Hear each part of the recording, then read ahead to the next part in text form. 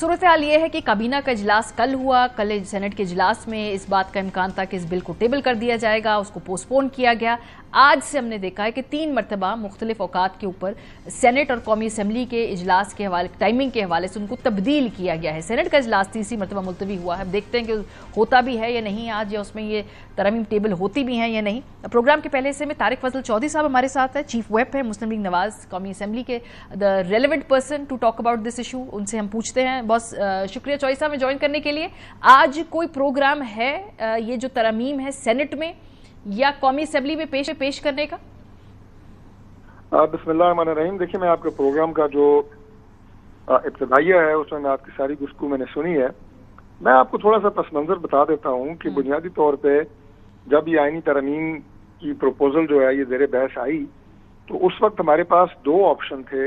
एक तो ये कि मौलाना फजल रहमान साहब की जमात जो है वो हमें मुकम्मल सपोर्ट दे, जिसके लिए इसको पोस्टपोन भी किया गया। ये 2 से 3 हफ्ते के बीच में ब्रेक आई, इसीलिए कि मौलाना साहब को हम चाह रहे थे कि वो हमारा साथ दें, और आज भी हमारी यही ख्वाहिश है और रहेगी। दूसरी प्रपोजल ये थी कि अगर मौलाना साहब साथ नहीं देते तो जैसे बिलावल भुट्टो जरदारी साहब ने कहा कि फिर हम अपनी नंबर गेम पूरे करने के हवाले से प्लान बी की तरफ जाएं और मौलाना साहब की सपोर्ट के बगैर हम इन्हें पास करवाएं। लेकिन मौलाना साहब ने एक तीसरी प्रपोजल दी कि मैं PTI को भी मजबूर करूंगा या उन्हें कायल करूंगा कि आप इन अमेंडमेंट्स का हिस्सा बने। इसी वजह से ये इतनी ताखीर का शिकार हुई है और आज जिस पोजीशन पे हम खड़े हैं उसमें PTI ने तो साफ इनकार कर दिया है। हालांकि कल जो हमारी एक खुसूसी कमेटी बनी है पार्लिमानी जिसमें PTI मौजूद थी, उसमें ये तमाम अमेंडमेंट्स शिक बाय शिक जो है वो डिस्कस हुई और उन्होंने सबसे इत्तफाक किया। अब अगर वो ये पॉलिसी इख्तियार करते हैं कि मैं ना मानूं चाहे कितनी ही मौजू बात जो है वो गवर्नमेंट की तरफ से आए, तो वो उनकी अपनी मर्जी है, उसे मजबूर तो नहीं किया जा सकता। लेकिन एन उनकी रजामंदी और उनकी मुशावरत के बाद एक मुत्तफिका ड्राफ्ट जो है वो कल तश्कील पा चुका था और आज मौलाना साहब ने फिर कोशिश की। हमने असम्बली के इजलास सुबह आज होना था 3 बजे और सेनेट का इजलास जो है वो भी सुबह जल्दी होना था दोपहर के वक्त, लेकिन हमने वो इजलास मुअख्खर किए। इजलास हम 3 बजे से ले गए 6 बजे पे कौमी असम्बली का और 6 बजे से अब 9:30 बजे पे ले गए हैं। ठीक है, इसी इंतजार में कि कंसेंसस पैदा हो सके और गवर्नमेंट नहीं चाहती कि अपोजिशन बाद में ये रोना रोए कि जनाब इसको बुलडोज किया गया और फ्लांट किया गया और रात की तारीख। चले एक एक करके सवाल को आपका पस मंजर जो है वो वाजे होकर सामने आ गया। अभी 9:30 बजे आपको लग रहा है कि सेनेट का इजलास हो पाएगा या ये मुलतवी मजीद हो सकता है? आप देखिए, अब तो हम मौलाना साहब से ये गुजारिश कर चुके हैं कि बराए मेहरबानी अगर PTI जो है उसने अपना एक असूली मौक़िफ़ ले लिया है तो आप आएँ और हम ये अमेंडमेंट जो है जो कितने हफ्ते से ताखीर का शिकार है इसे आज ही दोनों ऐवानों से पास करवाएं। ठीक है, इस बात का कभी इम्कान है कि आज ही ये सेनेट से और उसके बाद कौमी असम्बली से पास करा लिया जाए। सो मौलाना साहब से भी तहरीक इंसाफ का वफद मिलके गया है, वो दोबारा आके मिलेंगे। क्या आपको लगता है कि 9 बजे तक 9:15 बजे तक मौलाना साहब अपनी रजामंदी दिखा के ऐवान में आ भी जाएंगे या ये आगे थोड़ा मामला जा रहा है आज?